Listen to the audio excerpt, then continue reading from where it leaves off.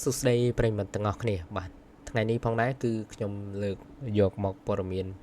បានមាន2រឿងដែលសម្រាប់ចែកជូនបងប្អូនទាំងអស់គ្នាបាទនៅក្នុងប្រទេសថៃតែម្ដងបាទអញ្ចឹងព័ត៌មានទី1នេះផងដែរគឺកម្លាំងយោធាបានរឹបអូសបាទគ្រឿងញៀនចំណែកឯព័ត៌មានទី2បង្ហាញពីការសងសំណងទៅលើអ្នកដែលបានបាត់បង់ជីវិតនៅក្នុងគ្រោះរំជួយដីនៅប្រទេសថៃបងប្អូនណាបាទហ្នឹងហើយបាទអញ្ចឹងកន្លែងមើលព័ត៌មានទី1តែម្ដងបងប្អូនបាទហ្នឹងហើយអញ្ចឹងនៅខេត្តម៉ែហុងស៊ុនបងប្អូនណាបាទកងកម្លាំងយោធាបានធ្វើការប្រយុទ្ធជាមួយក្រុមជនសង្ស័យជួញដូរថ្នាំញៀនបាទនៅក្នុងព្រឹត្តិការណ៍នេះផងដែរក្រុមជនសង្ស័យបានទុកថ្នាំញៀនបាទស៊ីញ៉ូប្រហែលជា7.5 លានគ្រាប់បន្ទាប់ពីបានបាញ់ប្រហារជាមួយកងទ័ពថៃបងប្អូនណាបាទហើយរថយន្តនៃក្រុមជនសង្ស័យប្រើប្រាស់ត្រូវបានរកឃើញនៅជិតតំបន់ព្រំដែនបាទនៅជិតតំបន់ព្រំដែននៃប្រទេសថៃតែម្ដងបាទអញ្ចឹងការបង្ហាញពី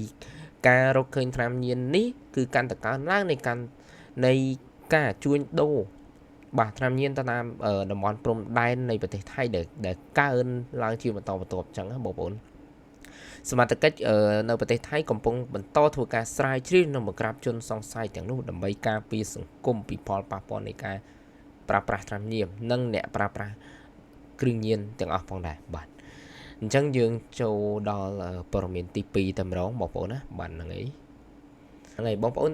យើងចូលអារម្មណ៍មកព័ត៌មានទី2វិញតែម្ដងបងប្អូនណាបាទហ្នឹងហើយនៅទីក្រុងបាងកកប្រទេសថៃបាទអញ្ចឹងបន្ទាប់ពីមានគ្រោះរំជួយដីនឹងផងដែរអាជ្ញាធរបានសម្រេចពន្យាពេលការទទួលពាក្យសំណររបស់ប្រជាពលរដ្ឋរងគ្រោះបាទពន្យារហូតដល់ថ្ងៃទី2ខែឧសភាសិនបងប្អូនណាបាទក្រសួងសុខាភិបាលនិងអាជ្ញាធរថៃដទៃទៀតបានលើកថាពួកគេចង់ធានាថាឲ្យអ្នករងគ្រោះទាំងអស់ហ្នឹងបងប្អូនអាចទទួលបានការជួយសម្រួលយ៉ាងត្រឹមត្រូវតែម្ដងពីផលប៉ះពាល់នៃការរំជួយដីនេះតែម្ដងបងប្អូនណាបាទអញ្ចឹងគេចង់ធ្វើឲ្យ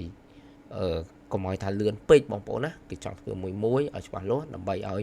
បាទជនរងគ្រោះដើម្បីទទួលបានសំណងហើយក្រមការងាររបស់ប្រទេសថៃនឹងបន្តអនុវត្តការស្ទង់មើលសភាពខូចខាតនិងផ្ដល់ការជួយចាំបាច់ក្នុងតំបន់រងគ្រោះនេះទាំងអស់តែម្ដងបាទហ្នឹងហើយអញ្ចឹងព័ត៌មានបាទអំពីប្រទេសថៃដែលសំខាន់មាន2នេះតែម្ដងបាទអញ្ចឹងបងប្អូនបើសិនជាគិតថាព័ត៌មាននេះល្អជួយចុច like ម្នាក់មួយផងបងប្អូនណាអរគុណច្រើនជម្រាបលា